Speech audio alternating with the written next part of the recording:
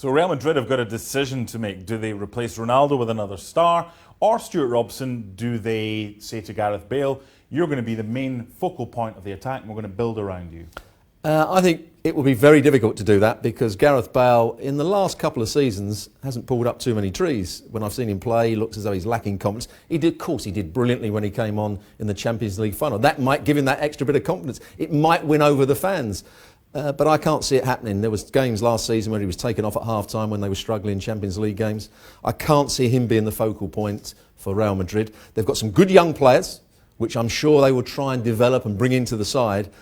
But Real Madrid have a history of going and getting the best players in the world, and I'm sure they will try and do that again. The question is, which will be those players? Let's go through them. Mbappe at PSG, Neymar at PSG, Kane at Spurs, Hazard at Chelsea. Those four, among others, have been linked. Who's the most likely from those four? Eden Hazard would be the player that I would see going to Real Madrid because I don't think he's particularly happy at Chelsea, although he signed a contract. Harry Kane, you're going to have to spend a lot of money to get him away from Tottenham. Signed a new deal. And he signed a new deal. And Daniel Levy's a hard person to bargain with. Neymar, I wouldn't have him anywhere near my club. I don't think he's a good team player. Talented, but he's not the sort of player that I'd want at my football club. I don't think Real Madrid have already put out a statement saying they're not interested in him. So it's going to be difficult to get some of these big players. I can't see who it's going to be at the moment. If it is Hazard, could you see him and Gareth Bale working in tandem well?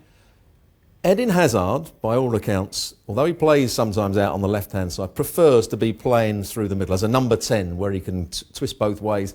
And he's a player that, although he runs with the ball, he likes to link up with a centre-forward. He likes to play little 1-2s off people. He had a very good understanding with Diego Costa, even though he was coming off a slightly wider area. Gareth Bale, I don't think is that player that he could link up with. Gareth Bale wants to run in behind. So I'm not sure that's the right combination. If Eden Hazard comes to the club, I can't see Gareth Bale being the centre-forward. Just finally, Real Madrid have always had this thing about Galacticos, certainly in the last 10 to 20 years. Do you think it will continue to be like that? Do you think Real Madrid is still the pinnacle for most players?